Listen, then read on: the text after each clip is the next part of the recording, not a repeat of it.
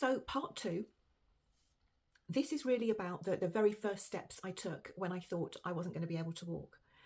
And so after I'd spoken to the consultant and talked about somatics and that system in our body and our brain, that the pain receptors and all of that, I found some somatic exercises online.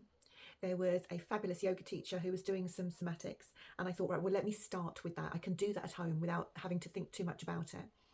And the very first time I started to do those exercises, I ended up in tears because I was able to do one thing that I haven't been able to do since maybe my 20s. And you'll find it a really silly thing if this is something that you can do easily, but when you've got something wrong, you might not be able to do it. And when I lie on the floor and I put my arms up and behind me, I can't touch the floor, particularly with my right hand, because this is the shoulder that's affected by my scoliosis. And after doing these somatic exercises, it was the first time in all of those years that I managed to touch. I managed to touch the floor behind my head, and it was mammoth.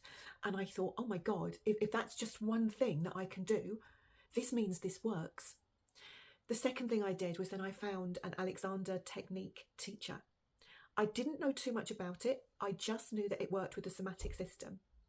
And I went and I met this amazing lady who has since changed my life.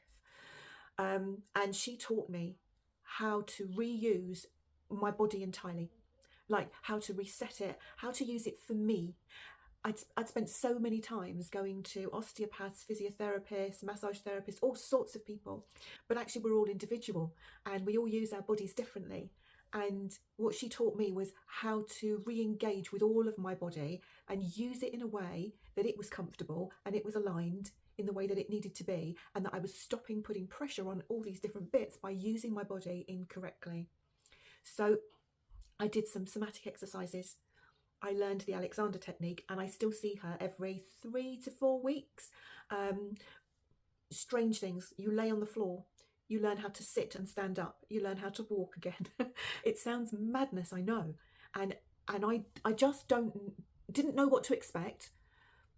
But all I know is after about 6 to 8 weeks, I was able to walk all the way down the beach where I live, and I hadn't been able to get there in the longest time.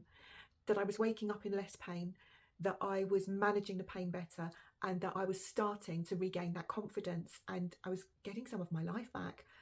So that was the first step, was this rewiring of my brain in order to use my body differently, and doing those somatic exercises made such a huge difference.